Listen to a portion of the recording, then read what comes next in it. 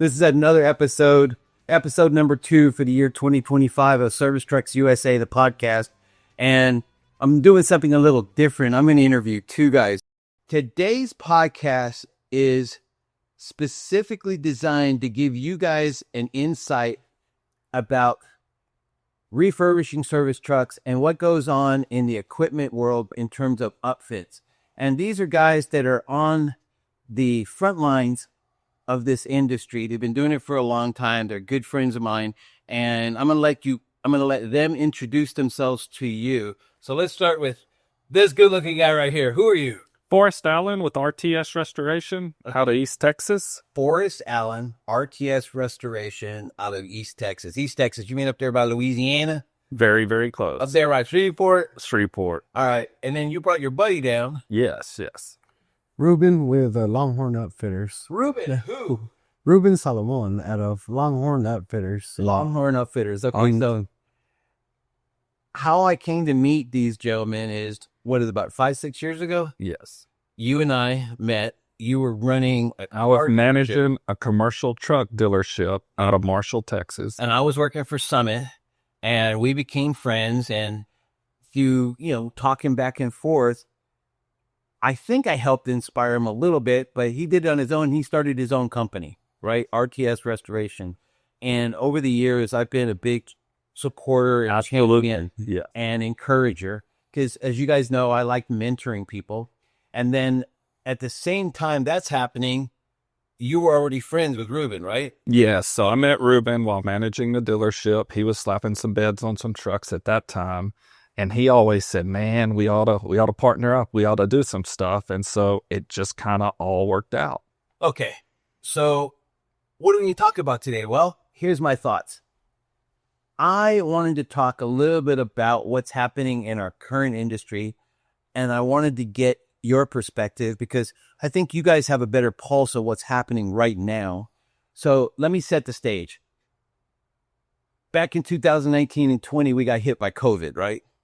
And it completely changed. Would you agree? It completely changed the marketplace. Yes. Sure. Okay. So my memory was working for Summit. All of a sudden, we had a shortage of chassis. We couldn't get chassis from anybody. Prices spiked, okay? Mm-hmm. So anything that had wheels and an engine that ran, all of a sudden, it was doubling almost in price. It was seeing 10, 20, 30% increases, right? Absolutely. And that was pretty consistent. And so it really wasn't hard to make money. If you just had the inventory, if you had stock, you could make money. Well, would you say that's the case now? No, not at all. Not at all. All right. So I think that the market hasn't come back to the levels that it was in 2015-16, but it's definitely not the same as it was in 2022. No, there's definitely been a fall in the market. Yeah. So what I wanted to talk to you guys about specifically is, let's talk with Rueben first. Rueben, what does Longhorn Upfitters do? What is it that you guys actually do? Well, we outfit commercial trucks. We install service beds, flatbeds, crane bodies. We do a little bit of refurb, pretty much anything and everything work truck related. Okay. Now, you work with various manufacturers, right? Correct. And do you do some refurbs as well? We do.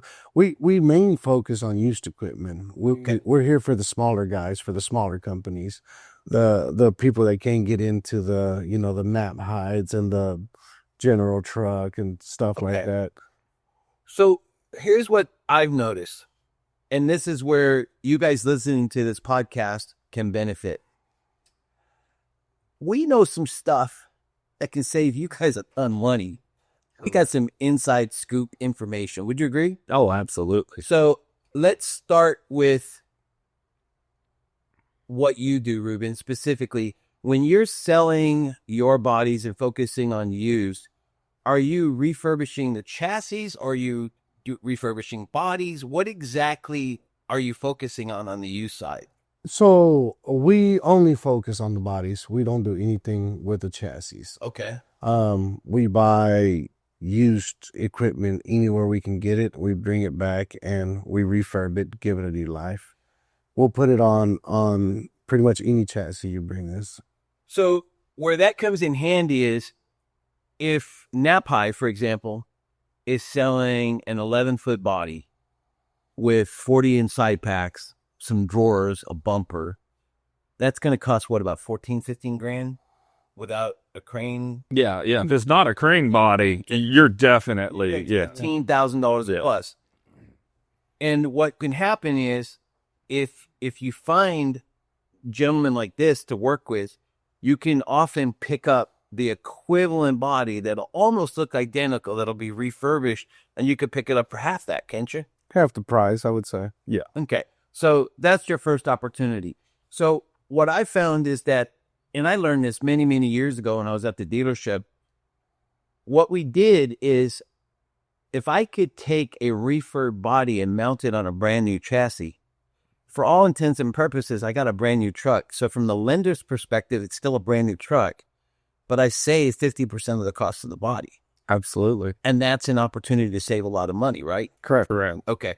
Now, what are some of the things that you try? What are some of the dangers or pitfalls that you specifically come across, Rueben, when you're looking at these refurb bodies? Like, are there bodies you just don't want to touch that aren't worth trying to refurb? Well, yeah, you got to definitely know what you're doing when you're looking at these bodies. You got to kind of buy newer bodies, not the older style bodies. Okay. A lot of these bodies, when the trucks out on the field, get really beat up. So you really got to inspect them, make sure they're not cracked or anything like that. Is there a difference in the quality of a steel? Is there a distinct difference between the actual material that makes up the bodies from one manufacturer to another? Definitely. Yeah, there's definitely a difference. Give me some examples. What are the differences? How does that manifest itself?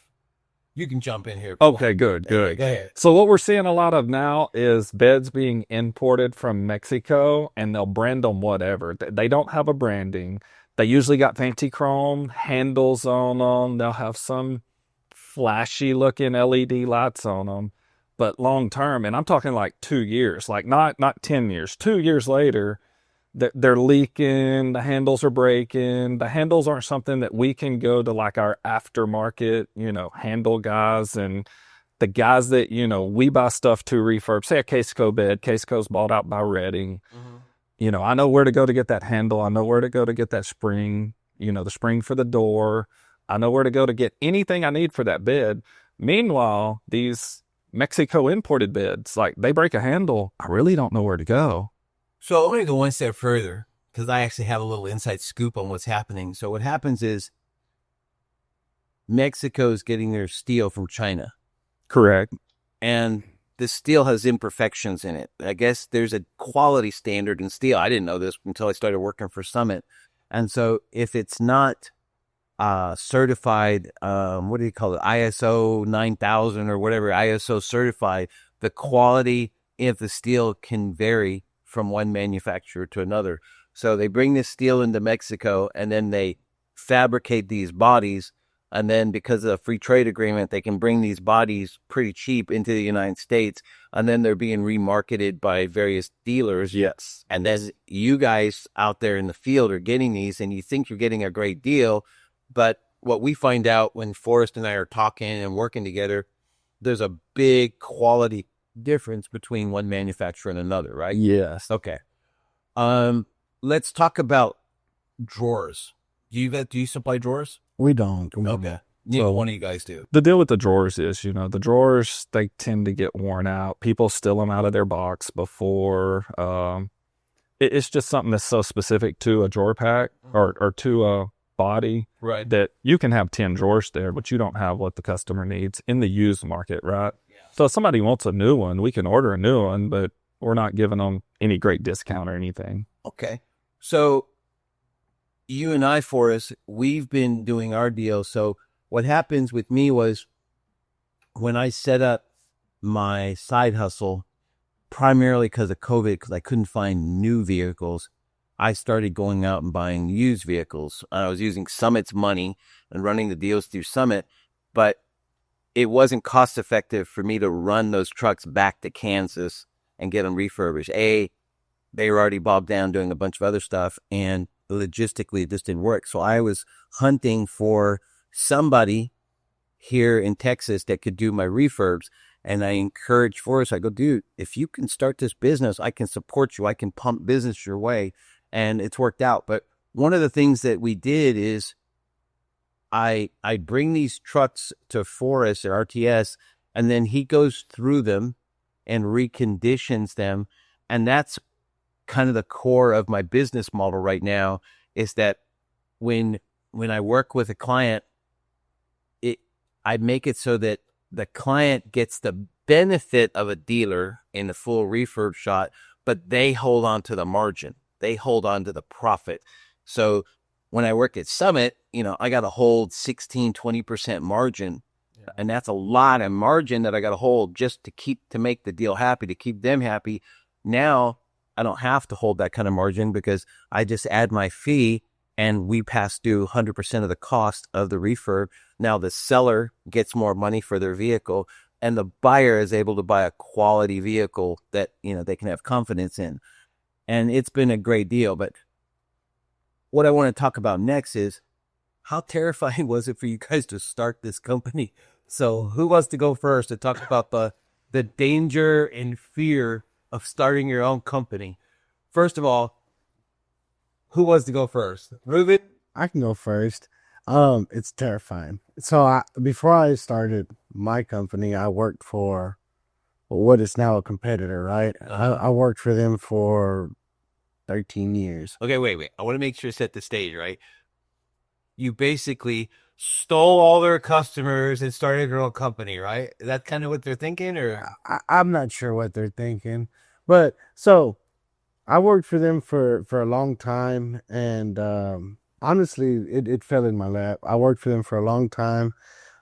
New management came in. We got sideways. I left. I went to go work and did something completely different. Now, because we're a podcast, we're like a live, we're like reality TV. You got to give me the dirt, bro. Spill the tea. What happened? I don't want to talk sideways. I don't want to talk about the dirt.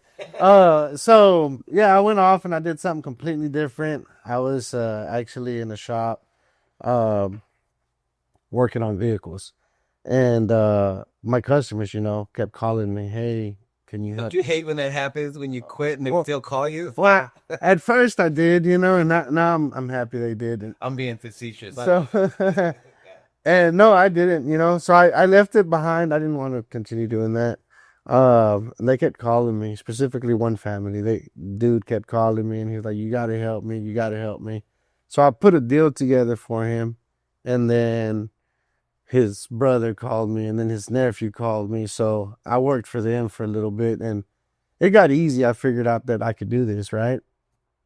So as customers called me, I kept helping them, but I worked a full-time job, and then I was doing this full-time. And one thing came to another, and here we are, right? You had to give me this, got to the details, man. Because, okay, now, you guys that are listening to the podcast or watching this video don't know I got 2 wives behind me. So if I don't like you guys' answer, I'm just going to kick you out of the couch. I'm going to bring the wives over. But for the time being, seriously, it has to be freaking terrifying, right? You're actually going to start a company. So do you hire a bookkeeper? So at first it was very just side hustle. Okay. That's actually how we met. So I'll tell you the story of how we met, and then he can spin off that. All right. So OVE is a online place to buy vehicles wholesale. Yeah. So what I would do is I would go down through OVE, and you're obviously supposed to buy from OVE, but I'd figure out who that dealer was, and I would go. Just for the audience, let me tell you what OVE is. So in the dealership world, there is an online marketplace that is only available to dealers. It's not public facing. And OVE provides kind of like a clearinghouse. They provide all the data on vehicles, cars, trucks. Yeah. And they suggest a value, and it allows for dealers to engage in commerce. Right. It's also a marketplace where if your vehicle didn't sell through the auction, it just gets listed online and you can buy it, but it don't have to go to auction. It can be at the dealer, and it's wholesale dealer to dealer. Okay, so that's why I wanted everybody to understand that. Okay. So you're supposed to bid and all that, but with these work trucks, I got too many questions. So I'm looking for like the logo in the background to the company. So it's a lot of cold calling. Hey, I think you own this truck on OVE. So I end up here in Dallas with a dealer, a very well-known dealer that actually sells upper-end vehicles, like high-end used vehicles. Well, they also happen to have a fleet of like 100 rental trucks. And when these rental trucks come off lease, they have the cab and chassis truck, but apparently whoever they're leasing them to is maintaining the bed, refurbing the bed. Apparently it's a flatbed and it's got some special equipment on it. So you can't find these cab and chassis trucks at this time during the market. So I'm happy, I'm excited, but I'm going to have to put new beds on them. Well, I'm talking to the manager that I'm buying these or looking at these two trucks. And he says, man, I got a phone number. I want you to call this guy. He does used flatbeds and used utility beds. And I said, really? You've used him? And I'm looking around and, there's $1 million cars, used cars sitting in this showroom. Right. And we're out here crawling around under this muddy work truck. And I'm like, he would never lead me in the wrong direction. So I call Rueben up and we agree on a flatbed and a utility bed. And they handled the transport. The dealership handled transport to Rueben. Rueben had sent me some pictures. It was whenever I went to pick the vehicles up. Like, you want to tell him where you was at? Go ahead. So I'm a country boy, kind of sheltered back in the country, if we rewind back 20 years ago. So to come to the big city of Dallas, I mean, even in the nicer areas, like I used to be, rewind back 5 years ago, I'm concerned in the nicer areas. Like, should I be here? Like, am I allowed to be here? So we're going into a lower, a very rough side of town, in my opinion. And I don't believe I belong here. Okay. And then Irving, Texas, to be exact. and the sign don't say truck upfitter, it don't say, it says hell repair, and there's a gate that's shut. And I think I called him and I'm like, hey, where do I go? And he's like, oh, just park at the gate. Well, we're parked at the gate and, half the trucks sticking out in the road. They're doing road construction. People are walking up and down the sidewalk. Like, I'm real concerned.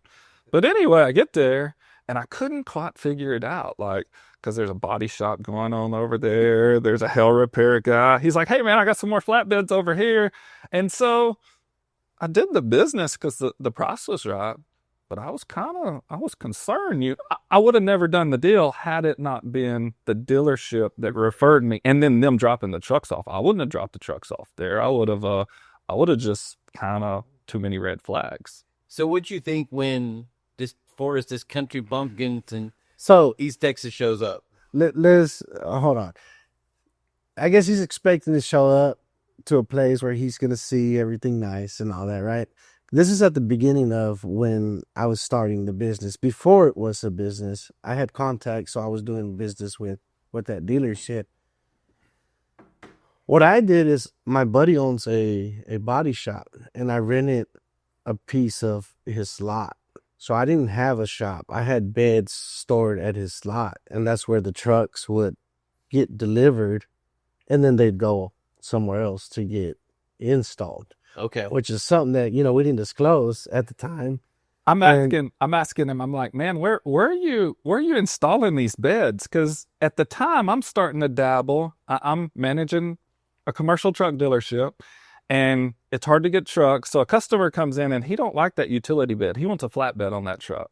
Well, to take it across the street to, the new retail truck outfitter, it's like $10,000 to swap beds. It's dollar signs that so I'm out at the farmer's field buying up all the flatbeds, buying all the utility beds, and I got a stack of them. Now, I don't know what fits what at this time. So we're starting to swap beds. And because I get a commission off of trucks that are being sold, I'm not really marking these beds up at all. Like I'm making my money for the dealership. So in my mind, I'm doing the dealership a favor. Now, a year or two later, the dealership changes hands and we have a lot of disagreements. They think that, you're getting paid off this, you're double dipping on this, that's how I ended up in. But at the time, I'm just trying to make it. I'm just trying to move metal, as they say. And So what's happening is you got this gig, you're bootstrapping it, you got it as a side hustle. When do you formally start your business, Ruben? Like, when do you formally get the gig organized and say, okay, I'm officially a business? So it took us 6 months, you know. It got to the point where, like I said, I was working a full-time job, and then this side hustle became a full-time job. That's where I met my wife, right? So she sees me just working 18, 20-hour days sometimes, and she's like, this is gonna kill you. You gotta do something, right? And this is where the fear comes in of leaving something that's sure. It's a sure job, it pays great, bills are getting paid. You don't want to let that go to go do something that's working, but you don't know if it's really going to work long term, right? So at the time, for the place I was working, it was a second shift. They had opened a second shift because of COVID and all that to kind of spread the people thin, right? Well, everything started getting back to normal and they let go of the second shift. Well, since they let go of the second shift, I was one of the guys that they let go. So that was my opportunity to give it a shot, right? Me and her sit down and we talk about it. She's like, yeah, I think you can do it. I'm gonna give it a shot. We're gonna try it a few months and we'll see. We're still in this yard, right?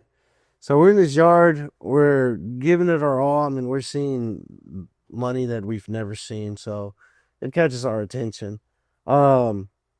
Me and my nephew had a trip. We went to Cancun and we're on the beach shooting the shit, drinking beer.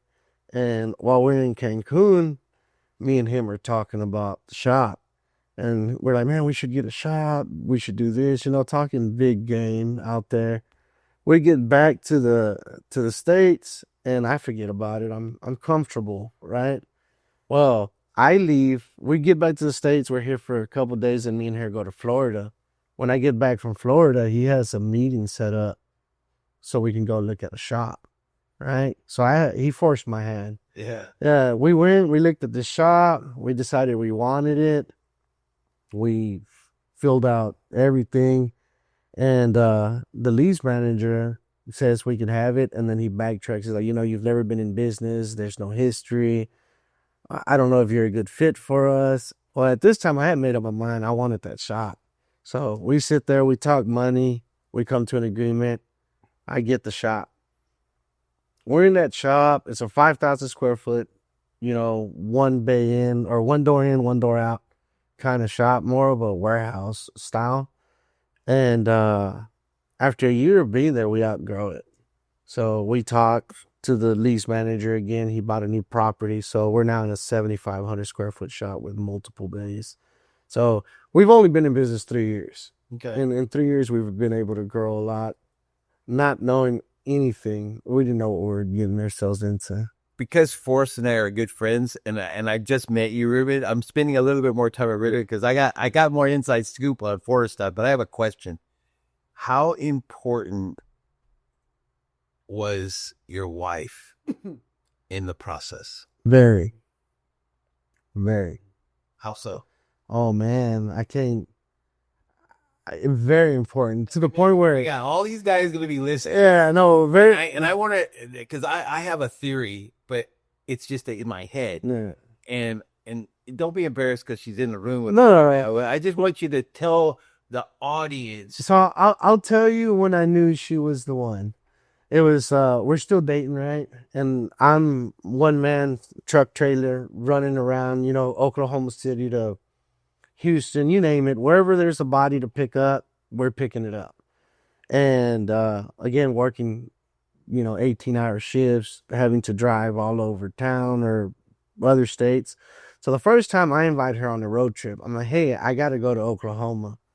I got to pick a body up. And she really thought I was full of shit, She was like, you're not driving that much. So anyways, I invite her out. We get to the Oklahoma border and I'm dozing off, Mind you, she's never driven a truck, a trailer, nothing like that. And she tells me, you want me to drive? And I was like, no. She's like, yeah, I could help you. And as soon as I seen that next exit, I pulled over. She was like, what are you doing? I was like, well, you're going to drive. And she's like, really? You're going to let me drive? I'm like, yeah, sure. Come on. She drove that trailer all the way to where we're going, 4.5 hours. You know, she drove. But as soon as we hit the highway, 3 seconds, I was out. Done. Once we get to our location, I wake up. And of course, she parks on the side of the road so I could drive in, you know. And she's like, I can't believe you let me drive. I said, well, you said you wanted to drive. She's like, what if we would have crashed? I said, man, I would have died either way if I was awake or asleep. I said, but we made it. And ever since, I knew I had a partner. She's driven the truck hundreds, thousands of miles with gooseneck trailers, bumper pull trailers, you name it, fully loaded, empty. But not only that, that was just the beginning. Now in the business, she plays a big role in helping us with the, day-to-day operations, all that. Definitely gives me a lot of encouragement. One of our biggest things is every morning when we wake up, we look at each other and we're like, we got this. No matter what the day brings, we got this. So yeah, definitely. I like that. So I'm going to switch over to you now, Forrest. So when you and I have been hanging out and I've watched you grow, what would you say, how did your transition from Car Nuts over to your own gig, how did your transition go? Now, if I remember right, your big deal was you had to get your lovely wife, Mandy, on board. But you guys sold your house, right? Yes. So 2 weeks before Christmas, well, we'll back up. 2 months before Christmas, I'm told, hey, the investor that helped us get through the pandemic and the bad times, we're buying him out. Then it's a father and son. Well, now the son's wanting to buy the father out and let the father stuff out. Well, then fast forward, there was a lot of argument because I've been running the business now for 2 years, and the pandemic time starting out, I didn't know nothing. I came out of the oil field. I just kind of stumbled in there and I could sell trucks. Well, then it went to I could sell trucks a little too good. So now I'm having to buy trucks. Well, then I have to figure out how to get these trucks fixed and in shape to be sold because, you buy these trucks, you're buying them kind of sight unseen most of the time. And there's a lot of issues with people up north sending them down here and selling them and just...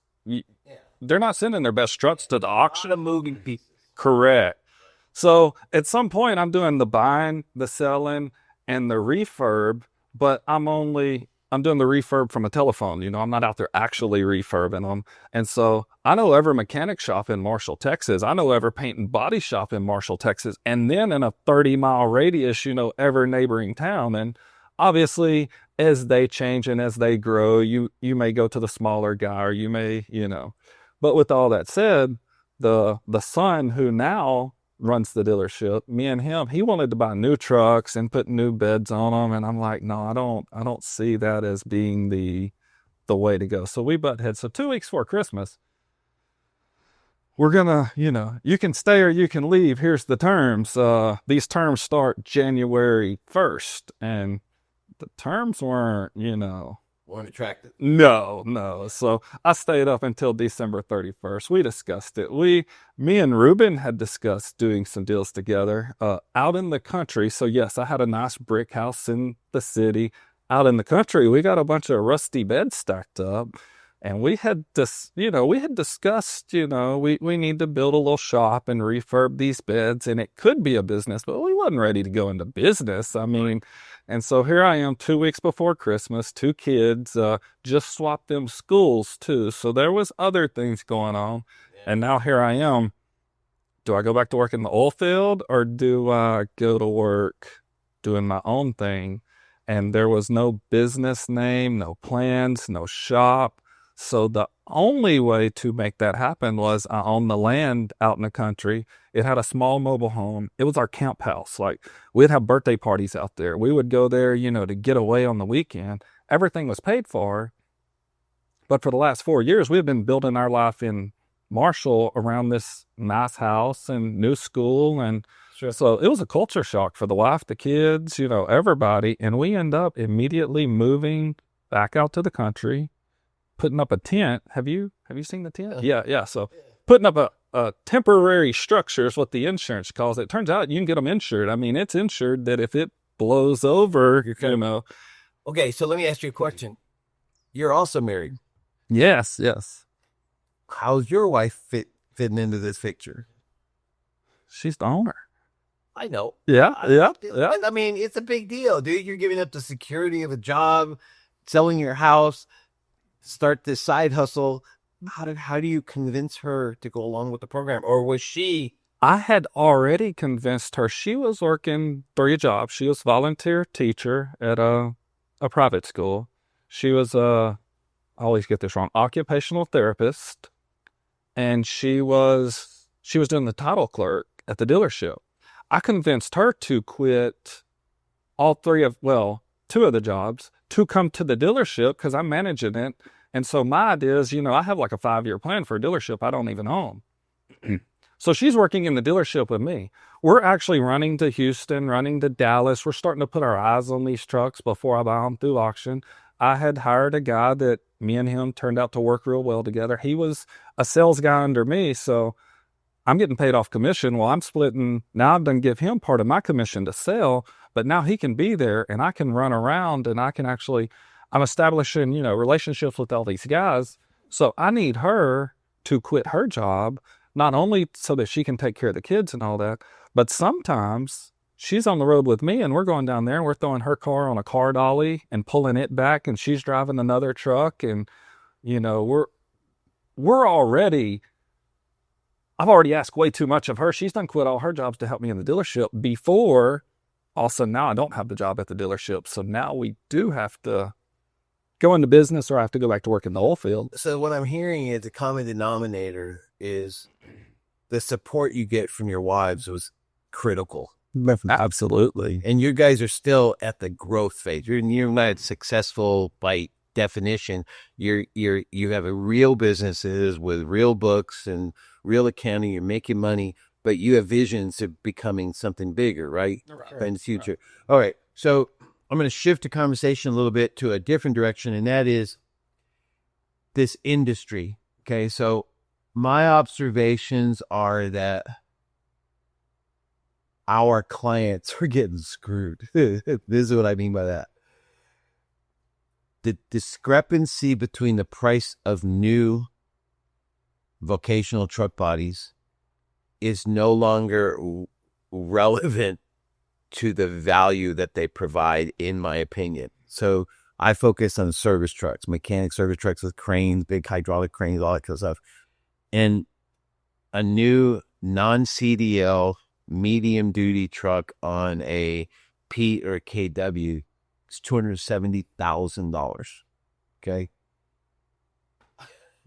I'm having a hard time. I do it for a living and I'm having a hard time wrapping my head around that number, because when I started 2013 to 14, that same truck was $137,000. Really? That's what that truck used to cost. Basic truck was $137,000. So I'm struggling trying to make this thing work. And that's why I wanted to have you guys on the show, because what I wanted to talk to our audience about is all throughout the country are guys like this. Really good, hardworking young men with dreams and visions. And I'm fortunate to know a bunch of them throughout the United States.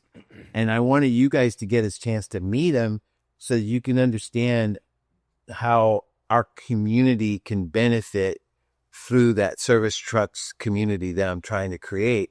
Because if I can hook you guys up with quality young folks like this, it could save you hundreds of thousands of dollars over the lifespan of a truck by you getting a quality truck that you can be confident in, but at the same time not necessarily spend the $270,000, $300,000 for a new one. Now, there is an argument for new trucks. Don't get me wrong. There was always going to be new trucks getting bought and sold.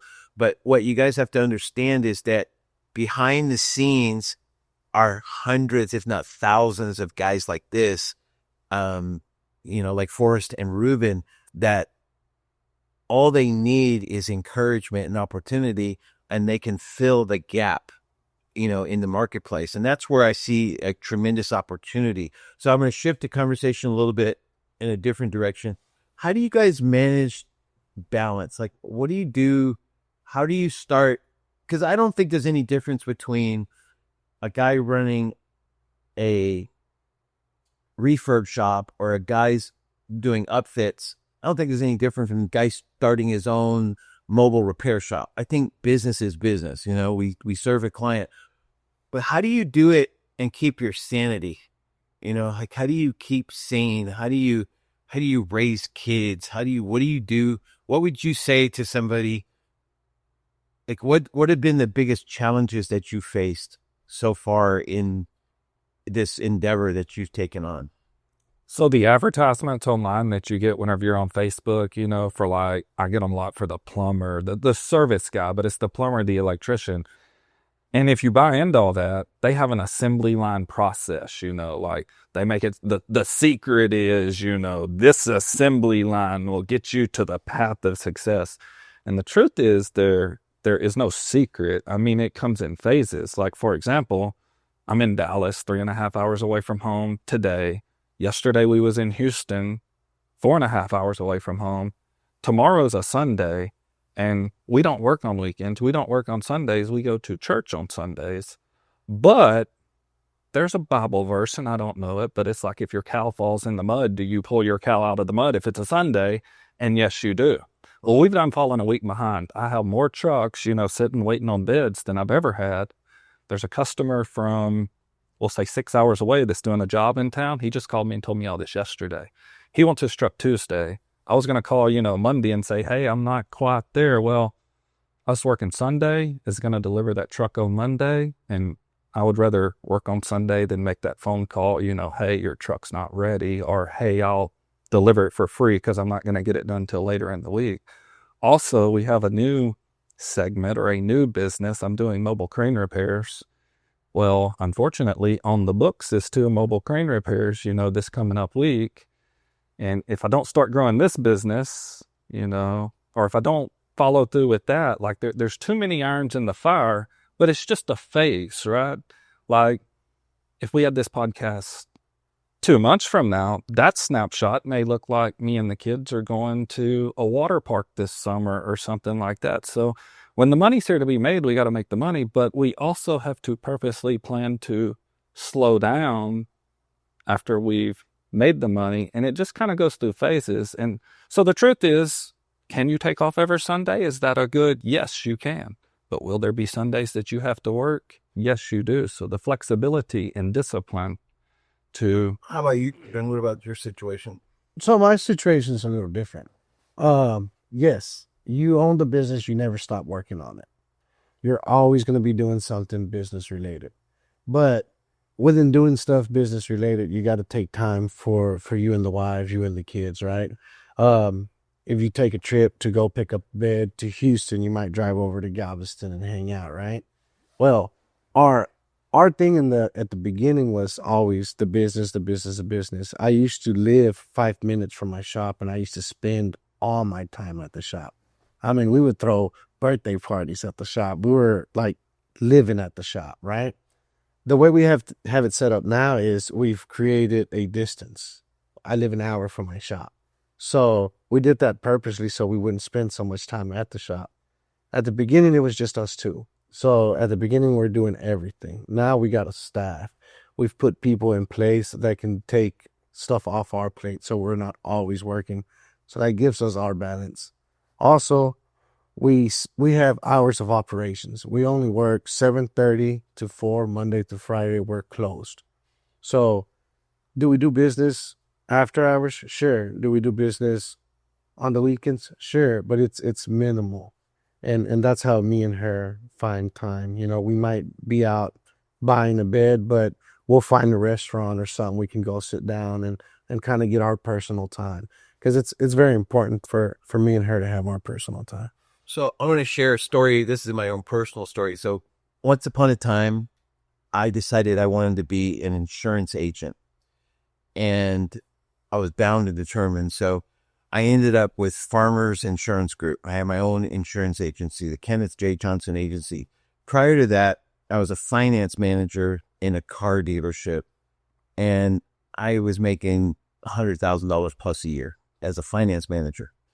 So that's the lifestyle that I lived based on that income. So when I became an insurance agency owner, I'm making commissions, and the check that I received had my name on it. Kenneth Johnson, that's what his name was on this check. They used to call it a folio. Well, I didn't really understand this concept. That really wasn't my money. That money belonged to my agency. That wasn't my money, because the agency is who was getting paid by the insurance company, and the agency had to pay self-employment taxes. The agency had to pay the rent on the office and the electric bill, the phone bill, and if I hired staff, and all of this crap had to be paid and pay taxes. And I kept treating that money as if it was my money. And then one day it all came, I had to pay all these people, and I was broke. Yeah. I mean, I was upside down. And the reality was I couldn't make that separation between my money and the agency money, even though my name was the same. How do you guys handle money in your business? Like, do you guys set up really good controls, or is that an area where Well, at this point, we got to work on it. It's getting better. You know, at the beginning, it was my money. You know, and now that we have overhead and employees and bills that, I mean, we didn't know we were gonna have. Definitely, we put money aside for all that. So for you guys that are listening to this podcast, I'm going to encourage you to do something. The best piece of advice that I could give you ever is get a bookkeeper, get an accountant, sit down with your wife, and get a budget. I can't even spell that stupid word. I hate that word. That word causes me all kinds of indigestion. But, you know, I'm an idiot and I make all kinds of dumb mistakes. But don't make the same mistake as I made. Get a budget and operate your company from a budget. And then when you finish your year, you see there's a bunch of money left over, then reward yourself with the new boat, you know, the new vacation, you know, the new ring, or, you know, the new bag. Reward yourself after you've achieved your objective and make it a family bonus. You can get the whole family involved. Okay. This is our plan, family. This is what we're doing. This is what we're eating ramen. And, you know, we're not going to McDonald's. You know, this is why we're doing it, because at the end of the year, each of us has a bonus that if we all hit it, you're going to get your new, you know, PlayStation, you know, everybody gets something out of the deal, and you're all working towards a common goal. I think that's the best advice I could give anybody that's trying to start a company and trying to start a business, because you'll lose more sleep over money than dang near anything else. Would you guys agree with that? Yes, sir. All right. Last thing I want to talk about is, what would you tell a guy that's operating a small business, doing mobile truck repair, heavy equipment repair, your potential client? What would you tell them is something that's going to help them if they're listening to this podcast? Like, what piece of advice would you share with this audience? Like, what could you give them in terms of, you know, a great idea that might help them operate their business better or have a better quality of life or whatever? What kind of advice would you offer? What is your target? Is it All right. Right now, it's just guys that work in field trucks. They work in service trucks. They either buy them, sell them, fix them, run them. You know, they're something to do with a service truck. That's our community. We have people that are non-service truck people that are just friends of mine that are listening to the podcast, and they may get something as well. But I'm specifically looking for things that you guys would tell one of your buddies, you know, a friend. Say, hey man, you know what? Let me give you this piece of advice. This is what I learned. So this is the advice I gave him. Okay. Do it. Go out and do your own business. Work for yourself. Own your own time. You'll figure it out. So your biggest deal is just go for it. Don't Go let for it. fear stop you. Correct. Go for it. Don't let fear stop you. If you're doing it for somebody, you're making them rich, you might as well make yourself rich.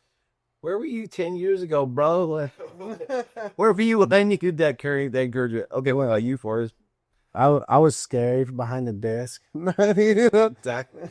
So what I'm seeing from some of the younger guys that want to do it is everybody's in Facebook, like getting Facebook advice, asking the same question over and over, and getting the wrong answer too, by the way. Right. Getting the wrong answer.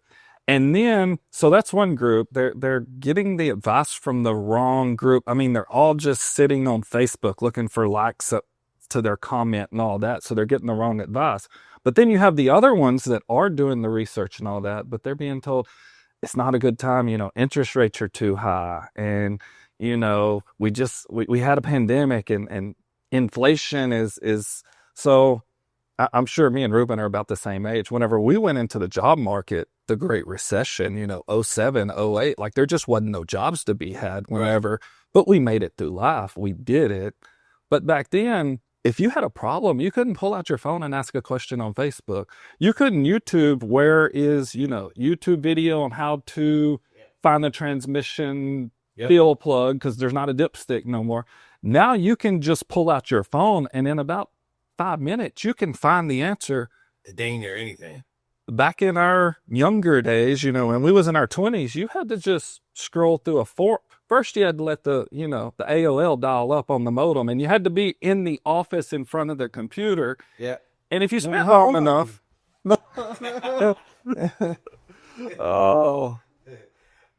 I agree. like there's struggles, right? There was a pandemic, there's inflation, there's this and that.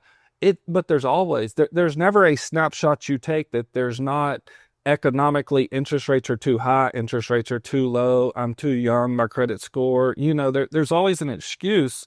But the truth is, do you have to do it? Yes, but you can't be making excuses. You got to find, for example, through the pandemic, like you said, a lot of people made a lot of money because they had figured it out.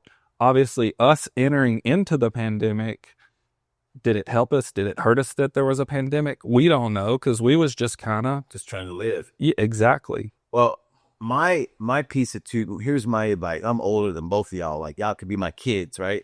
I would say the single number one thing that I have learned that I would share with this audience is this. For me,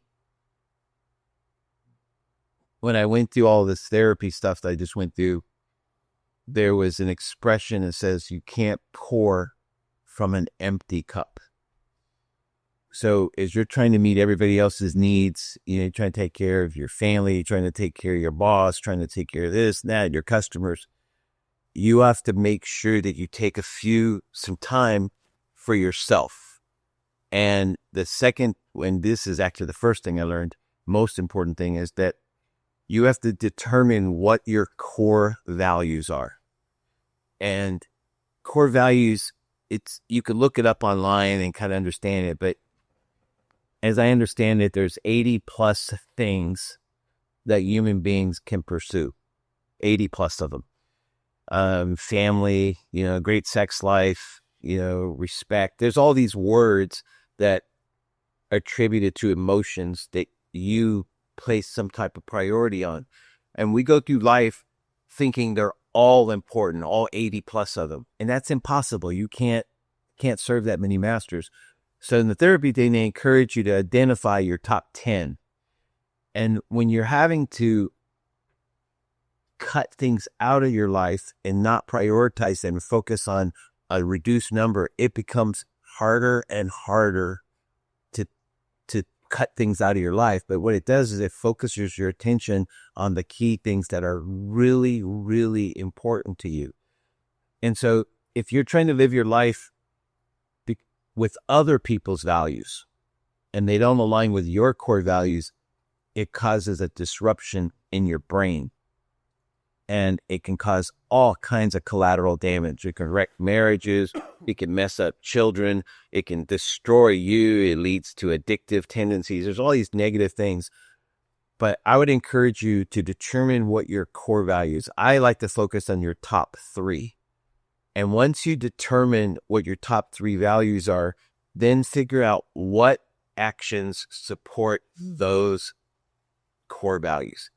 Do the things. It's like for me, one of my core values is inner peace. It's critical to my entire well-being. And so I had to sit down and identify actions and activities that support my inner peace. Found out music is really important to me. Well, for the last 10 years, music was pretty much gone. It didn't exist. I didn't really listen to it. I wasn't playing music. And so that cup wasn't getting filled at all, right? And once I realized that, fishing, I've been a fisherman since a little kid. Well, I cut that out of my life entirely, Well, guess what? If I want to support my core value, I need to make some time to go fishing. I didn't say catching. I just said fishing. I just don't I catch a thing, but just the mere action of forcing myself to go out on a lake or a pond or a river and just wait, and try and catch a fish gives me peace. So once through the therapy, I found out that, these are some things that support me. And the other one that I would share with everybody is that if y'all don't believe there's a God, that's your business. I do. And if there's a God, God says there's another guy, that wants to take us out. And if you think that we're fighting battles against a weak opponent, you're an idiot. Because the enemy is trying to destroy you, destroy your family, destroy everything you believe in, tell you you're a loser constantly. And so I would encourage you to reorient yourself and get put on that, what I call the armor of God. Spend some time talking to God and understanding where your strength comes from and where your blessings come from. That, to me, that's what I would share with anybody else. So there's an exercise for kind of what you're saying. It's the will of life. And, Zig Ziglar talked about it before him. If you go back to the 50s, some of them preachy sounding motivational speakers. And so the will of life, based on who you're looking at, is 7 to 9 categories. One of them would be religion. One of them would be your career. Your family usually hits it. Friends hits it. Your personal health. Right. And so your kids is, its own. And if you just do the exercise of, it's a pie chart for each of the 7, and you fill them up, this one's only 20%, but this one's full. Well, sometimes your career's doing great. You're making the money, the shop's running smoothly, but your kid brings home an F on a report card, or you have not went to church. You have let your values go, we'll say, because you're not going to church. Maybe this customer is dissatisfied. This was dissatisfied. And you're not living up to your values, right? Right. So you want the will of life to be kind of equaled out, 80% all the way around, would be perfect, because you can't do 100% of everything. Sure. But when you do the exercise of, doing the will of life, that when you get down below 50, you need to work on that area, whether it be your kids or maybe you've had too much fun lately and everything's going good, but the business is crumbling. The career is crumbling. I couldn't agree with you more. And I didn't know about the wheel of life, but the goal is to understand that we need balance. You could be successful in business and your health goes down the toilet. You could be great, with your personal relationships, but you're not taking care of your business stuff and that falls. So you got to kind of find a happy balance. But the goal of today's show is to have you guys I'm trying to get with guys that are just normal folks, because I know a lot of you guys were thinking about starting your own business and you're terrified. I just turned 65 and I'm terrified. I'm freaking terrified. I know a lot of stuff, but for me to start Service Trucks and Service Trucks USA and to do all this is terrifying, because I've always worked for somebody and I've made companies millions of dollars. And even I got to be bold enough to have confidence in myself. And the reason I'm doing it isn't necessarily make money. I like to make money, but the goal is this hanging out with young guys and hanging out with anybody and talking about life is what I enjoy. That's filling my cup. That's giving me this peace. So I wanted you guys to know that there are great young men and women in this country. And this idea that there isn't any hope of the American dream is a BS. Okay, here's proof right here in front of you of two guys. I don't think either one of you has college, right? No. Neither do I. I got a tech school degree. Okay, Yeah, associate's degree in tech school. I'm a land surveyor, okay? Yeah. I went to apprenticeship school. But in terms of the world standard, we may not be, the cat's meow in terms of, having a bachelor's or a master's and all that kind of crap. But we're all able to feed our families, take care of ourselves, and we're pursuing our individual dreams. And I want you to know that this is the truth, the reality of America. We're a great country. We're resilient. We're hardworking, and there are great women and they're great fathers. And I'm here to tell you that we're going to be fine. We're going to be good. All we have to do is stay together. We're not talking about all the evils of this administration or this, we're just living life to the best of our ability and trying to take care of each other. We're making friends and looking out for each other. And really, that's all that life is all about. And would you guys agree with me? Yes, absolutely. That's what it's all about. So, yeah, it's a little different podcast today, I know, but it's my show and I can do it any way I want. And that's how we're doing today's show. So I appreciate you guys for watching and listening. Now, I'm going to give a shout out to my two buddies here. This is Forrest. His company is RTS Restoration. Don't call him, call me, because, that way I can get in on the action. But does a great job. He does all of my refurbs. So if you're buying the truck through me, there's a 90% chance that Forrest Company has done it. And then if we're buying a body or an upfit, if you need something, it's going to come from Rueben and his company, Longhorn Is it Longhorn Upfitters? Fitters, yes, sir. Longhorn Upfitters. They're located in Fort Worth. You can reach any of us. There'll be links to both of their pages on this page. Make sure you subscribe to the channel. Check us out on YouTube. It's Service Trucks USA, and be a part of our community, which is servicetrucks.com. That's our community. And I really appreciate you guys taking the time to listen and watch. And I appreciate you. Y'all have a great day. Peace out. Subscribe right now to Service Trucks USA on your favorite platform so you'll never miss an episode. And don't forget to follow us on Facebook at Service Trucks USA. That's Service TRUX USA, where you'll get even more great content, discussions, and resources related to vocational service trucks. I look forward to getting to know each of you better. Until then, keep your fingers dirty and your nose clean. This is your guy, your man, your dude, KJ, signing off.